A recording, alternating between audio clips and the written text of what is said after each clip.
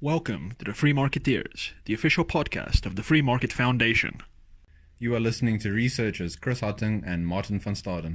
So, today is the 7th of September 2018, and the last week or two have been dedicated to parliamentary hearings on expropriation without compensation by the Constitutional Review Committee. And it's especially in the news today because AfriForum did their presentation yesterday with Ernst Roots and his associate. I don't recall her name. What's her name again, Chris? Hello, Martin. I come to you from the offices of the Free Market Foundation in Johannesburg. Ernst, his colleague, her name is Monique Tauter. Okay, yeah, and they did a presentation on expropriation, and they made some controversial remarks about the National Democratic Revolution. They criticized the ruling alliance, and I think what the parliamentarians are especially not concerned about but outraged about is AfriForum's take on the history behind expropriation and property ownership in South Africa, and everyone's taking exception to that. But of course, as is customary in South Africa, nobody's actually discussing the economic disaster that will come on the heels of expropriation. So we at the Free Market Foundation obviously focus on the consequences of bad policy, being a think tank. And it's unfortunate that the discourse is never focused where it should be. What are your thoughts on what's going on with this expropriation thing? Well, listening to the comments after AfriForum's presentation in Parliament, it's quite clear that those in favour of expropriation, mostly typified by the ANC and EFF, run with the line that it's to the benefit of poor black South Africans that all land be expropriated. Completely against what Ernst himself said when he talked about the importance of property rights for poor South Africans. So we see attacks on his person and on AfriForum and on the fact that it is an Afrikaner group, not on his actual arguments. So I think it would be accurate to say that opposition to EWC is painted as, we're just in favor of keeping our property as white people and that sort of thing. It's not about the actual implications thereof or the law or the philosophical arguments in favor of property rights. Yeah. So it goes without saying that property rights are important to everyone, even if you don't have property. I mean, the only property I currently own is a car, but until last year I didn't own any property. But property rights are still quite important to me. It's a very much a societal institution that's important to everyone, because if there's no property rights, there's no investment. Government runs amok and so forth. Tyranny becomes far easier. That's especially true for the poor, given South Africa's history of dispossession and so forth. So if anyone needs property rights in South Africa, it's the poor, and that's what the FMF focuses on with its Kaya Lam land reform project, is getting title deeds to especially poor black South Africans who have been dispossessed during apartheid. And we're very committed to that, and there's the notion of protecting white privilege through protecting property rights doesn't even enter into the occasion. It's obvious that the poor need property rights more than anyone, and expropriation will obviously have a disproportionate effect on the poor, because my thesis, at least, is that the moment EWC really comes to be implemented in South Africa, the rich will leave in masses. They will see it as a minor inconvenience, and they will carry on with their lives elsewhere, as happened when Robert Mugabe expropriated property in Rhodesia and in Zimbabwe. The process is underway in Parliament now, and one of my concerns is that it doesn't seem that Parliament really put much effort into ensuring that all the relevant voices in the discourse are actually present at the hearing. I think you've been involved with coordinating some of the FMF work in this regard. What can you tell me about that? Yeah, that's an accurate description.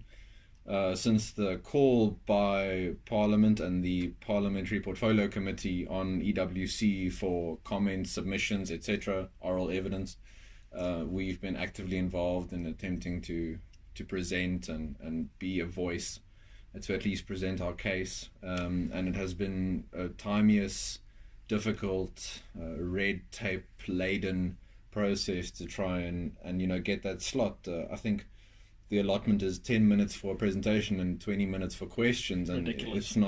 It's not as though we're demanding that be changed. We simply want an opportunity to present in front of the committee. And I'm not sure why, one doesn't want to get too highbrow, I guess, but one isn't sure why more effort isn't made to include all voices, be they in favor or against EWC. Surely, as a democratic country, and we pride ourselves on the post-1994 project and progress in our constitution, and a central part of that is all voices should at least have a space to be heard. That doesn't connote that one has to agree with them. We are not saying that the review committee has to take everything we say and then by virtue of us saying it, they must accept it. We simply want the space to voice our concerns and our view on matters. Yeah, we're a participatory democracy, at least as far as the Constitution is concerned, and that should mean that different perspectives are heard, especially by government. We're not really getting that feeling from government at this stage. When they did the I don't know if it's the informal hearings, basically the road show. Yes, when they went around the country. Yeah, there it was, from my understanding, disproportionately pro-EWC, whereas the submissions that Parliament received were disproportionately anti-EWC. So there's something going on here. Somewhere voices are not aligning. So I don't know if during the roadshow only pro-EWC participants were chosen, or whether the current hearings also have a bias like that. It's impossible to tell, but at least Parliament should have ran the process a little bit better. I mean, when we submitted our submission, our written submission to the committee, their email addresses and so forth didn't work because of the sheer volume. I mean, it seems very badly planned, and I think Parliament should be careful where it treads, because if the process is flawed and this ends up happening, EWC ends up happening, then there is already a legal challenge there, a constitutional challenge that says that, listen, government has no democratic mandate for this because the process was flawed. So Parliament should be quite careful in how it goes about this. Another thing on land is that Chris and I and our new intern, Pia Kedlamine, recently wrote a response to Professor Ben Cousins' article. I don't want to say against title deeds, but basically broadly against the Western concept of a title deed. And we got published, the response that we wrote got published in the Daily Maverick, and we encourage you all to have a look at that. The article itself will be on the Free Market Foundation's website, freemarketfoundation.com. And there will be a link there to the Daily Maverick version and to Professor Ben Cousins' first article. And so Professor Cousins basically argues that title deeds are exclusionary to most South Africans, and I think we broadly agree that it's difficult and expensive to get a title deed. Yeah, we did. But yeah, Chris, so can you run us through the argument that the free of us, the free marketeers, made against Professor Cousins, or not against him, but against his broad idea of title deeds? I think it's important to note from the offset that we agreed with him that the process is onerous and expensive. I mean, that's a given any government bureaucratic process.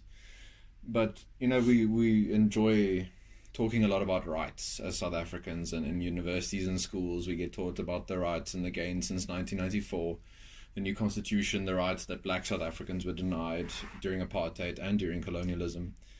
And the argument that we make, broadly speaking, is that title deeds are a concrete implementation of property rights.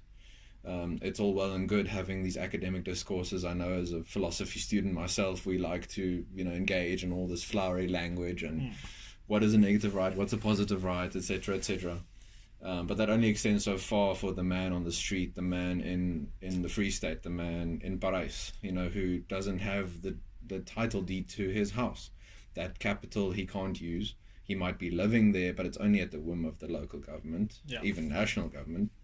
So insofar as the government decides, okay, he can stay there for now, it goes along. But if he has the title deed, he has the legal right to use that property as he sees fit, and to hopefully use it, to unlock some capital for himself, maybe start a business there, Yeah. I don't know, trade with people, something that he deems best for his own life. So I think painting it, broadly, title deeds, while onerous and expensive for the time being, and given our climate and the talk around property rights, the handing over of a title deed is a real implementation of that right. It doesn't do well for these people to say, well, you have a right to property, when they can't do anything with it or about it. Yeah, so the FMF, basically, we don't support title deeds for their own sake, but what is achieved by them, which is real security of tenure, which is what the Constitution obliges the government to do, and that which is government has really not done during the democratic dispensation. Yeah.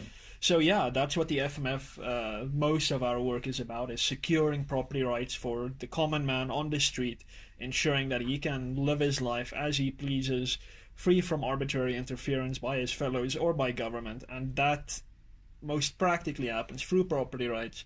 And property rights are secured through a title deed currently. I mean, there may be future ways of doing it better, but currently a title deed is all there is. So if you agree with the FMF's ideas around this, that property rights need to be secure for everyone regardless of race, please have a look at our website and consider joining us as a paying member. And yeah, follow our articles, our research, and share it on social media. Follow us on Twitter and Facebook, and on YouTube, of course. We recently had a good talk by Dr. Franz Kronig of the Institute of Race Relations, where you will find his talk on expropriation broadly. And subscribe to us on YouTube and on our other platforms. Thank you for listening.